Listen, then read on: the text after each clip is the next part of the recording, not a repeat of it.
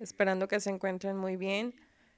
Los saludo y como pueden ver en el tema, en la diapositiva, pues bueno, vamos a iniciar un nuevo tema, un tema el cual disfruto mucho y espero que también ustedes lo disfruten mucho porque la verdad aporta demasiada información y demasiado conocimiento.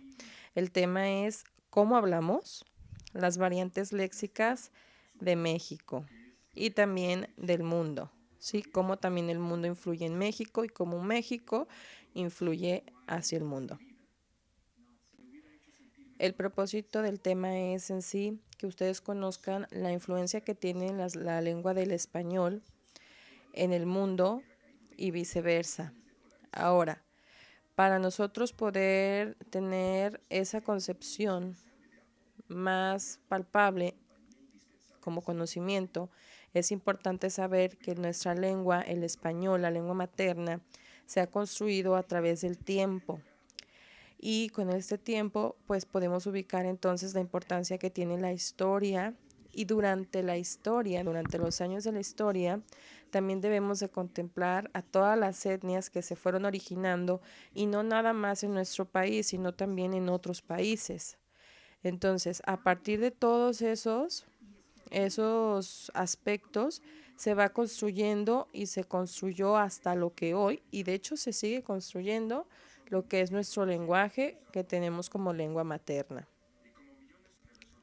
La concepción del idioma del español viene de un origen griego, latín y también de otras lenguas indígenas, no privadamente nada más de México como país, sino de otros países americanos, ¿sí? En especial latinoamericanos o hispanohablantes, que han contribuido a la formación precisamente de todo el lenguaje español o la lengua y el idioma en sí.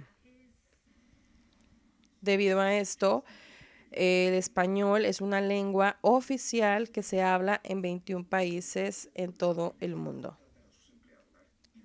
Y no nada más en América Latina, también en Europa.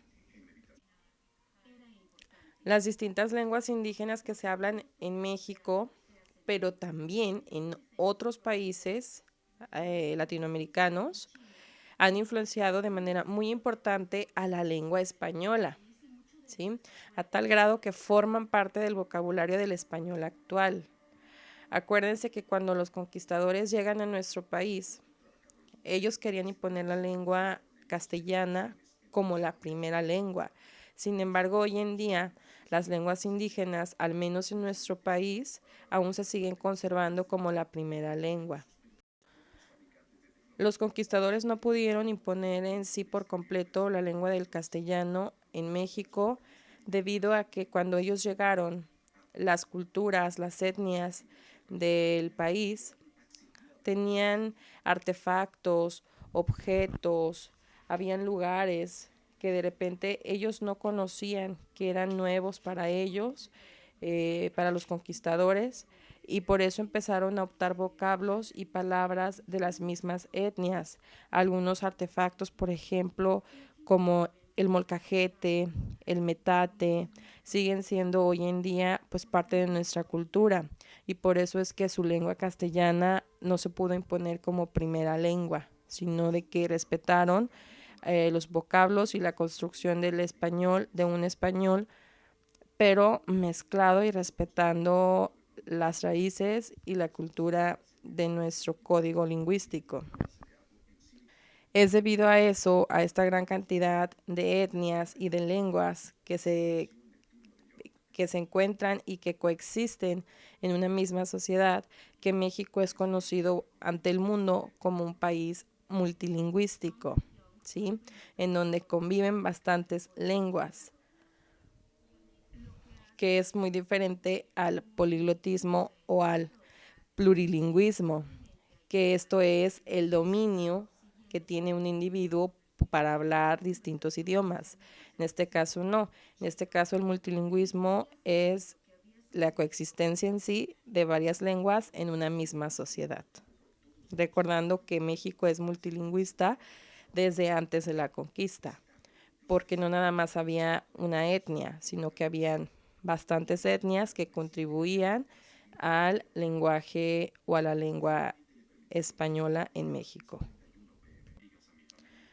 Bueno, aparte de las contribuciones que nos han dado las etnias hispanohablantes de diferentes países, pues también están otros hablantes del mundo, otros idiomas, otros vocablos que también hemos ido adaptando, aunque no sean hispanohablantes, aunque no sean de países donde manejan y utilizan el español como lengua oficial, ¿sí?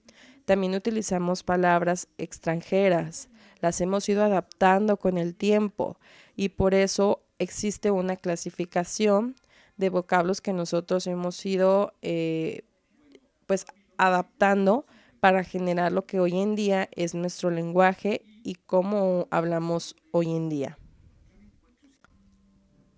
Nuevamente, los indigenismos. Esta es la segunda clasificación de vocablos, que como bien se desglosa de la palabra indígena. Estas pues son determinadas a partir de las lenguas originarias, pero de distintas regiones de todo el continente americano, ¿sí? Todas las palabras y todas las lenguas indígenas de diferentes etnias en todo el continente americano han también contribuido al léxico y a la lengua castellana. Entonces, algunos ejemplos son la lengua de arahuaco, que es una lengua originaria de las Antillas. De ahí algunas palabras que han aportado son comején, que es insecto, bohío, que es choza, guacamaya, iguana, guajiro, que es compañero, y muchas otras más. Otra lengua es la quechua, que es una lengua originaria de los Andes, y nos han contribuido con palabras como conchos, que son sobras, la llama, que es el animal, choclo, mazorca, cancha, etcétera. Y otra lengua es la náhuatl, que de hecho es originaria de nuestro país, México. De hecho, el náhuatl es de las lenguas en México que más han contribuido al mundo y en especial pues a la lengua española para la construcción del lenguaje a través de los años. Y pues bueno, es una lengua prehispánica del centro del país. Acuérdense que era hablada por los mexicas y por los aztecas. Y algunas de las palabras de las cuales ellos han dejado para nuestra lengua son el pinole, pozole, mitote, chocolate, jitomate, chicle, tlacuache, etcétera. Muchísimas más. En este caso quise particularizar porque en México no nada más tenemos la lengua del náhuatl que ha contribuido con palabras al lenguaje o a la construcción del lenguaje del español de hoy, sino también otras lenguas que también manejan otras tantas etnias. Otra, por ejemplo, es la lengua maya, que nos ha brindado palabras como cenote, que es el pozo, papadzul, que es un platillo típico yucateco, maquesh, que es un insecto.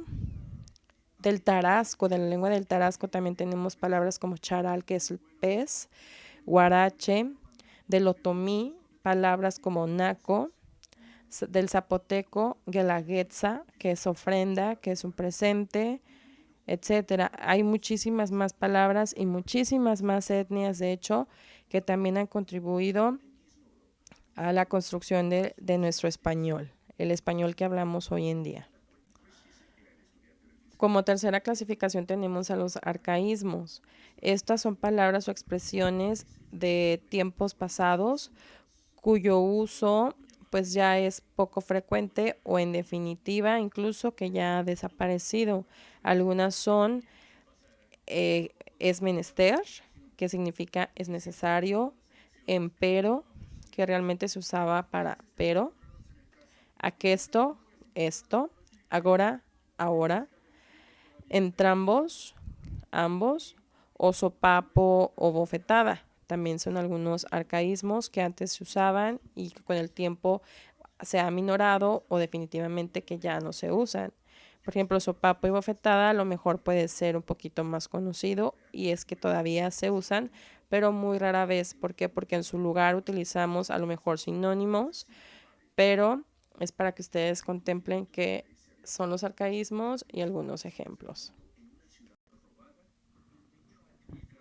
Ahora bien, los modismos o los localismos también son conocidos así. Pues bueno, son palabras cuyos significados pertenecen a un determinado lugar o a una región en particular.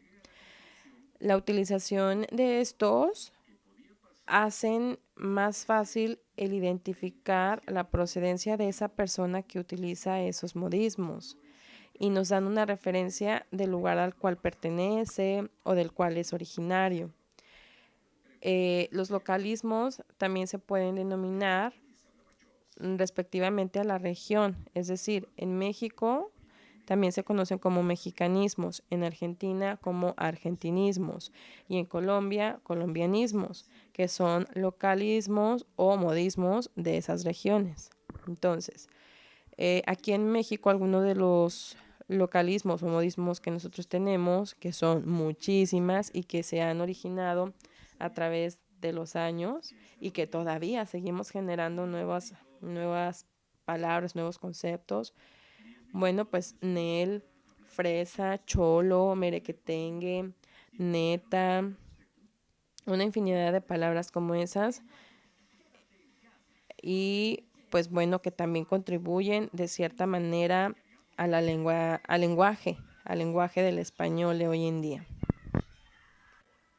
Una vez ya visto el tema entonces de los vocablos, la clasificación y toda la contribución alrededor del mundo y de los países hispanohablantes a la lengua materna que es el español, el castellano y cómo cada entidad ha adaptado también esa lengua de acuerdo a su propia cultura.